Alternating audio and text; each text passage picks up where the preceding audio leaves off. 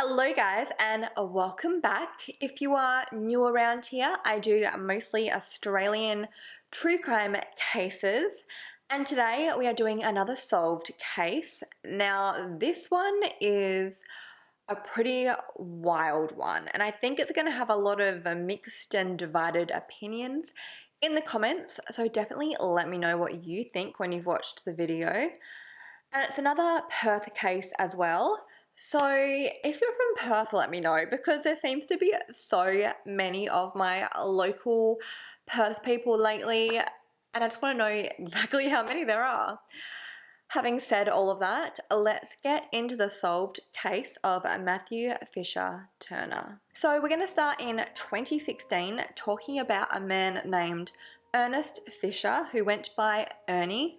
He was a pensioner who lived in the suburb of Parmelia here in Perth with his 4 children from his second marriage to a woman named Jill. His children were 26-year-old IT student named Joshua, 23-year-old rigger named Matthew, 20-year-old fashion student named Hannah, and 16-year-old Sylvia, who was still in high school at the time. 2 years earlier, tragedy had struck the Fisher Turner family when Ernie's wife Jill died of cancer. Jill was described by friends and family as a lovely person who was very devoted to her family, and her passing had a devastating effect on everyone around her, particularly her husband Ernie and her son Matthew. On her deathbed, Jill asked her second oldest son Matthew to take care of her husband Ernie after she passed. Now,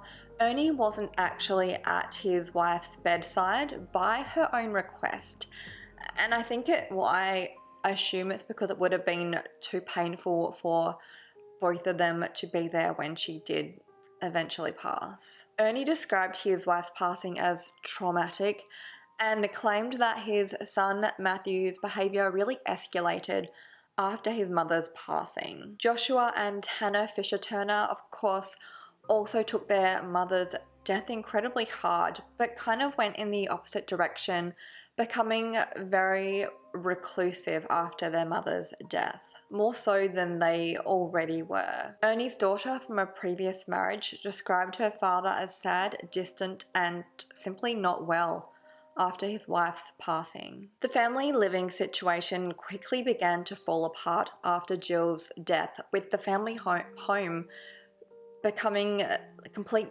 disarray after she passed.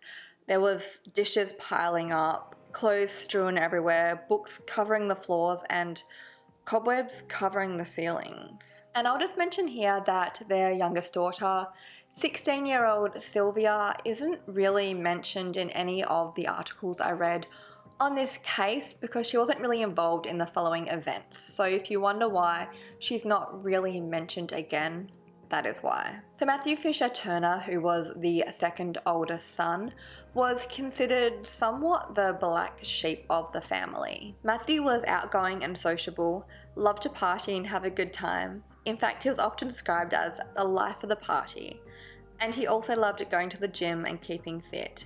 He had a large social circle, unlike his quieter siblings, and was described by friends as adventurous and a free spirit. He was also a massive fan of the outdoors and liked footy, the beach, jet skiing, and playing lacrosse. On the opposite end of the spectrum was his sister Hannah, who was incredibly painfully shy and had very few friends, and his brother Joshua, who preferred to spend time on his computer than being sociable. So now we're moving on to October the 1st, 2016, which was a Saturday and was also the day of the AFL Grand Final here in Australia. Now, the AFL, the Australian Football League Grand Final, is like a pretty massive deal here in Australia for fans of sports. It's not a big deal to me, but it's kind of like our Super Bowl, I think. Ernie, Matthew, Joshua, and Hannah were all home on this morning. Again, their youngest sibling Sylvia was never mentioned, so I'm going to assume she wasn't home. Ernie Fisher, like many do on Grand Final day, had decided to head to a mate's house to watch the Grand Final. And when he went to go get his car keys, he realized his son Matthew had them. And Matthew had been planning to use his father's car that day for his own social activities. I don't know why, because I did read that Matthew had his own car, but regardless, for some reason Matthew had his father's car keys, his father needed his car, and Ernie was not happy about this. In fact, Ernie was infuriated, and what happened next, according to Ernie, was not planned at all. Somewhere between 11:15 and 11:30 that morning, Ernie marched down into his shed in the back garden, grabbed 2 knives, and went back into the house. There he found his son Matthew in Joshua's bedroom, and he proceeded to stab his own son in the chest repeatedly, puncturing his heart and his lungs. It is believed that Matthew would have died within minutes from his injuries. Ernie Fisher later stated that no argument had taken place before the stabbing. He said he had simply, quote, had enough. According to his daughter Hannah, however, an argument had taken place that morning between Ernie and Matthew.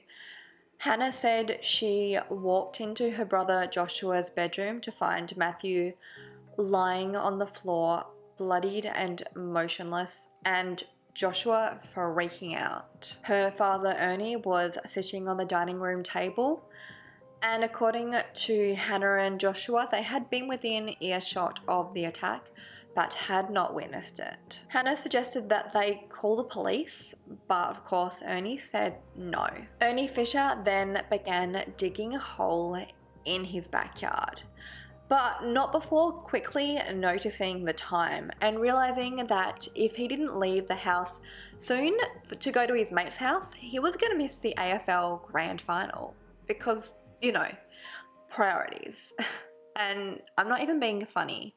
I have a quote here from Ernie that says, "Footy was the priority. I didn't want to miss it." What happened next is potentially even more shocking.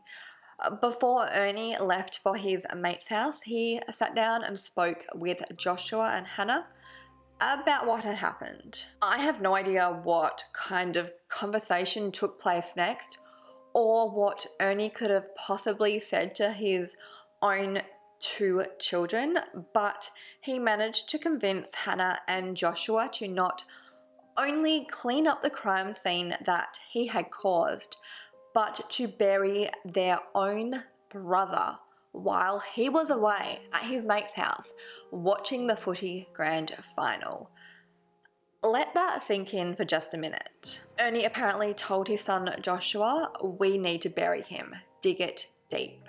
So while Ernie was at his mate's house enjoying the footy grand final, his 2 young children were at home cleaning up the crime scene that he had caused, including cleaning up the mess that had been made in Joshua's bedroom during the stabbing. They scrubbed and removed some of the blood-stained carpet. They attempted to bleach the walls to get rid of the blood stains, and they even burned some of the bloody items to get rid of evidence, all to cover their own father's tracks. Joshua then finished digging the grave in the backyard that his father had started, and Joshua and Hannah put Matthew's lifeless body on a ladder because he had quite a muscular, heavy frame and they couldn't carry him otherwise, so they put his lifeless body on this ladder, carried him into the backyard, and rolled him into his grave and buried him. Their own brother. Ironically, Matthew even had a tattoo across his arm, like a rather big tattoo, that read, "Family first." 5 hours later, Ernie Fisher returned home and Joshua told his father that his brother was in the ground. It didn't take long for Matthew's friends to notice his absence, particularly when he didn't turn up for his rigging job the following Monday. When Matthew continued to not respond to any calls or messages from his friends, they became increasingly concerned for his welfare. Matthew's friends then contacted his father, Ernie, to see if he knew anything about where Matthew had gone or what had happened to him. And Ernie told them the following story, that Matthew had gone over east with a hot chickie babe with lots of money. And that was his cover story. And this was backed up by Hannah and Joshua. So they clearly put a lot of time into thinking of a cover story to explain Matthew's absence. And unsurprisingly, his friends didn't really believe this story, particularly because Ernie had been laughing and joking as he told Matthew's mates this supposed story of where Matthew had gone. Two of Matthew's mates, Sam Wooning and his ex-girlfriend, Siobhan Kearney, even went over to the Fisher-Turner home in an attempt to look for Matthew or any clues that may lead them to where their friend had gone. On October the 17th, Matthew's friends finally went to the police to report him a missing person. And at this point, it had been 17 days since Matthew had disappeared. Police then contacted Ernie Fisher to try to obtain some further information that may lead them to figuring out where Matthew had gone. But Ernie gave police the same story that he gave Matthew's friends, the hot chickie babe over east cover story. Ernie even had the gall to inquire to police about what he could do about getting rid of his son's belongings, because that's not a red flag whatsoever. On October the 22nd, now I've seen a few dates, but let's say on or around October the 22nd, police finally brought Ernie Fisher in for a police interview. And again, Ernie stuck to his hot chickie babe over east where Matthew had gone story. That was until police told Ernie that they had evidence to suggest the fact that Matthew may be deceased. And apparently that was all Ernie Fisher needed to cough up a confession. 90 minutes into the interview, he told police, "It was me. I couldn't hack it anymore. I'm the one who killed him. He was an a-hole, a complete a-hole." He continued, "I couldn't think of any other choice. I couldn't think of anything. It was sort of the last option. I couldn't think of anything else." Ernie told police the main reason he did what he did to his own son was because Matthew would frequently threaten him and his children with physical violence, and he said he did it to protect his family. Ernie eventually told police where he had buried his son so they could retrieve his remains. On October the 27th, police obtained a search warrant and went to the Fisher-Turner home, where they found the body of Matthew Fisher-Turner buried in his own backyard. It had been 10 days since his friends had reported him missing, and nearly 1 month since his death.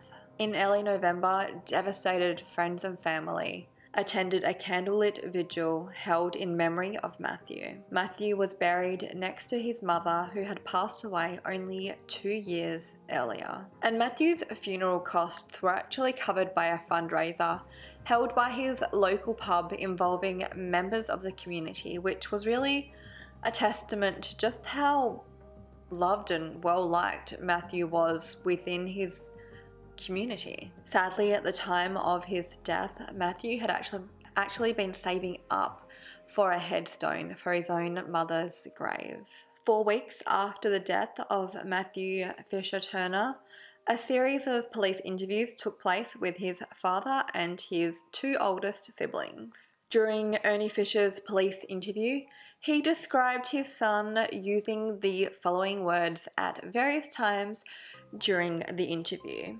He said, "Horrible, not a nice kid, a nutjob, vicious, a drug user, and a liar." He also told police again how Matthew would threaten himself and his family using threats of violence on a regular basis, really reiterating that self-defense story he was pushing. Ernie was even laughing and joking through much of the interview, and he even stated at one point, "I think I've done the right thing in a twisted sort of way."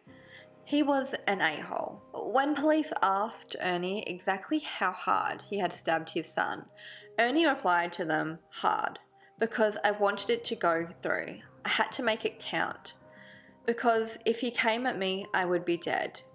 It wasn't a very pleasant sensation, stabbing your own son." During this interview, Ernie really began to paint a picture of his son Matthew as an angry and violent man to really go along with his version of events that he had acted in self-defense of himself and his family that day. When police officers eventually told Ernie Fisher he was going to be charged with murder, he simply replied, "Can't go back now."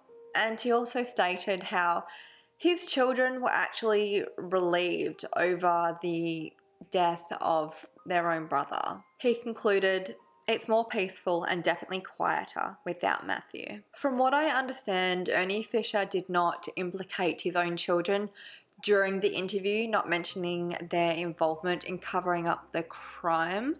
I was a bit hazy on this fact, but I didn't see it mentioned anywhere that Ernie said to police that he got Joshua and Hannah to bury the body.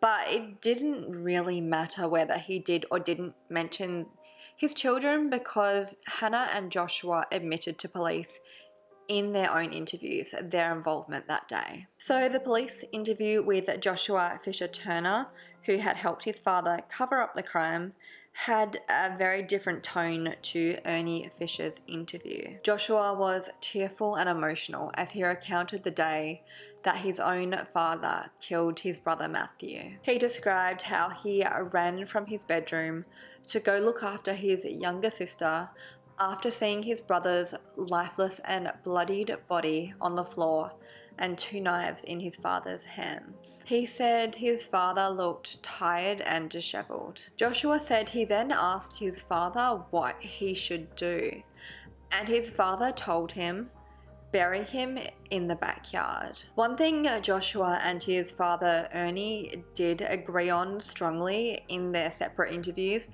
was their opinion on Matthew. Joshua described his dead brother as an a-hole to everyone, especially Dad, detailing how Matthew would abuse his father. He did say he did regret burying his brother's body in the backyard for his father, but he also said to police that he felt like it was a safer option than reporting the incident. He stated, "I didn't want my family to be torn apart." Then we have Hannah Fisher Turner, who was described during her interview as shy, introverted, and a polite young lady.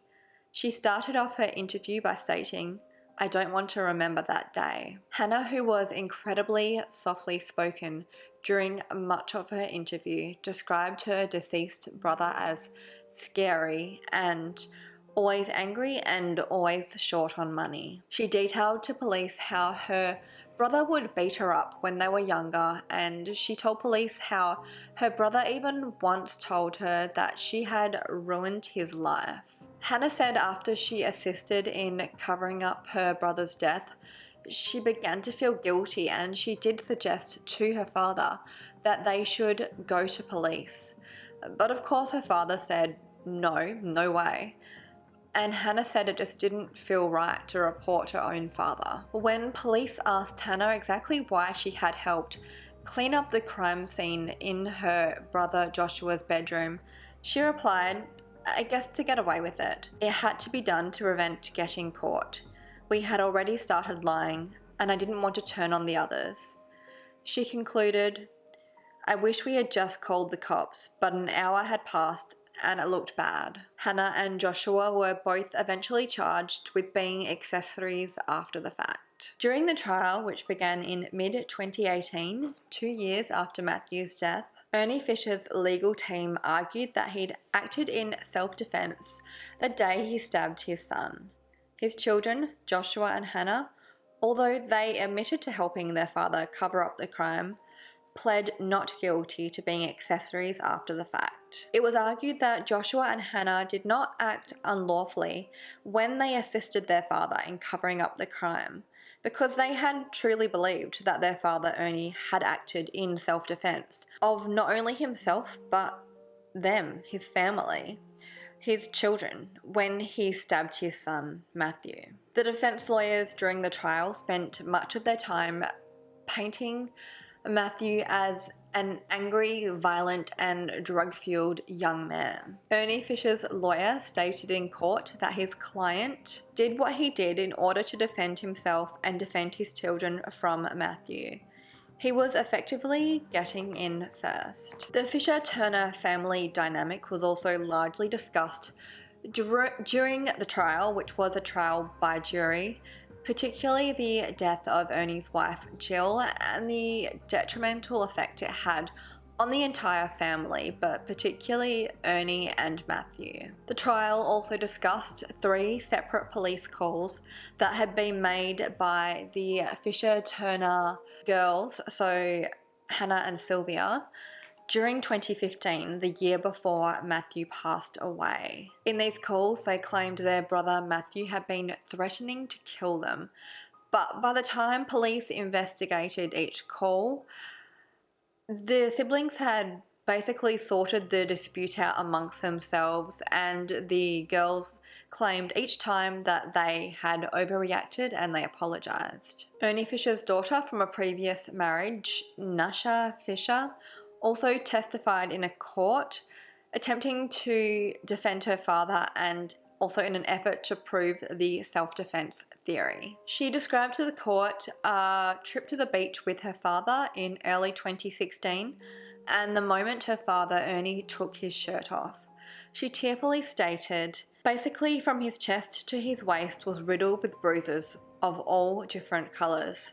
Some were new, some were faded. It was just everywhere." Nasha Fisher told the court how she suggested to her father to get a restraining order, and she also described the effect that Ernie's wife's death had on him, describing her father as distant and sad. When Nasha was cross-examined during the trial, however, she did admit to never actually seeing Matthew be violent towards her father. Matthew's ex-girlfriend's mother, Patricia Kearney, also spoke in court, telling of how she knew Ernie Fisher very well. For context, Patricia had been close to the Fisher-Turner family because her daughter had dated Matthew during high school, and she'd also known Jill, Ernie's wife, before she passed away of cancer.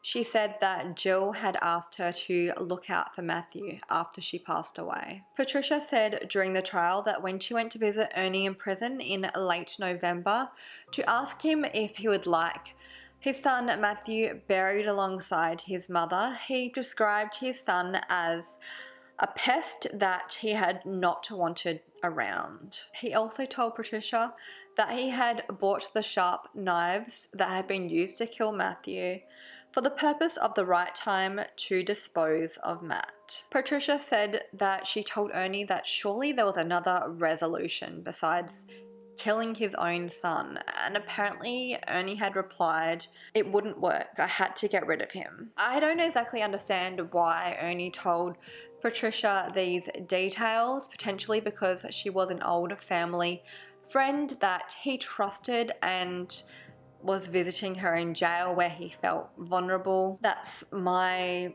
thoughts on it at least. As the 3-week trial concluded, Ernie Fisher's lawyer stated, "Here's a 65-year-old man faced with a strong, angry, aggressive 23-year-old who had previously suffered violence at his hands, leaving him covered in bruises. He could see the writing on October 1st well and truly on the wall. His son was angry and getting ready to hit him again. He did the only thing he believed was necessary to defend himself and or his family." Prosecutor Laura Christian implored the jury to not look at this case as one of self-defense. She said to them, "Killing someone in self-defense should be the last resort. For Ernest Fisher, it was the first resort." She also urged the jury to put aside any sympathy that they may have for Matthew's siblings, Hannah and Joshua, and to look at the facts of the case, reminding them that what they did willingly. After several hours, the jury came to a conclusion.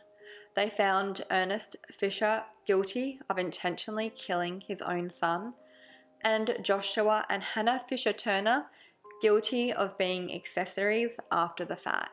Ernie Fisher received an 18-year minimum prison term. Joshua Fisher Turner received 4 years, but could be out on 2 years with parole, and Hannah was sentenced to 3 years and 8 months, but could be out on parole in 22 months. The judge said at the sentencing, "I find it reprehensible that you left Joshua and Hannah to clean up the crime scene and bury their brother without any thought of possible harm to them or consequences later on. It's disturbing that you could think that killing your child was the only option." Many of Matthew's friends and family were following the trial, and they were relieved over the guilty verdict. However, realistically, it brought them little comfort, as they knew their lively and happy and life of the party friend and family member was never coming back.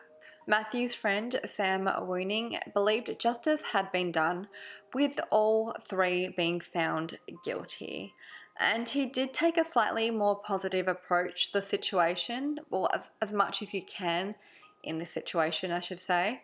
And he stated, "Matthew would be really happy right now, up there with his mum. Him and his mum would be stoked. It's a better place than where he was with his dad.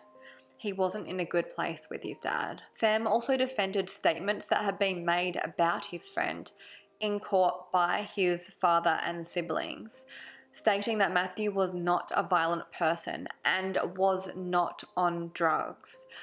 Sam had actually gotten Matthew a job just weeks before he died, and he said that he was drug-free. I'm just assuming you're filling in that I'm guessing Matthew would have had a drug test for whatever this job was. Sam concluded, "Ernie's the one that's got the problem, not Matt.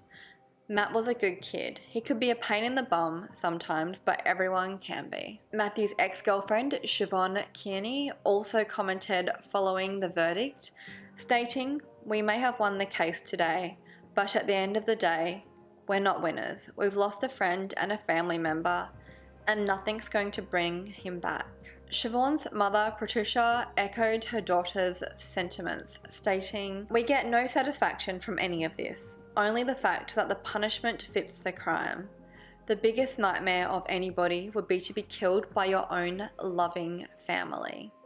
The people you think are going to be there for you." Patricia also described how she believed the jury had seen straight through the defense's portrayal of Matthew as being an angry and violent young man. Patricia said in response to this portrayal, "Why didn't Matthew just leave his home? He couldn't leave his family. He loved them. He wasn't perfect by any means, with what he had to deal with a very difficult family. But he wasn't what he was portrayed." And there's also the fact that Matthew's mother asked him on her deathbed to look after his father, Ernie, when she passed away, that may have prevented him or made him feel guilty about leaving the family home. Patricia concluded, "Ernie, Joshua and Hannah could have gone to the police, but they didn't. I've got no feelings for them. I hope they rot." And that brings us to the end of the case of Matthew Fisher Turner. I would be so interested to hear your thoughts on this case, to hear what you think about the self-defense argument about Joshua and Hannah, and whether they were willing participants or whether they were, I don't even know what the word is, coerced into helping their father, guilted into helping their father cover up the crime. Or do they all deserve to just rot in jail? Let me know your thoughts. Please remain respectful in the comments. As always, we are talking about real life people here. Don't forget to like, comment, subscribe, share, notifications, all of that. Thank you again for being here. Thank you so much for listening to Matthew's story. Until next time, stay vigilant, stay safe, and I will see you soon.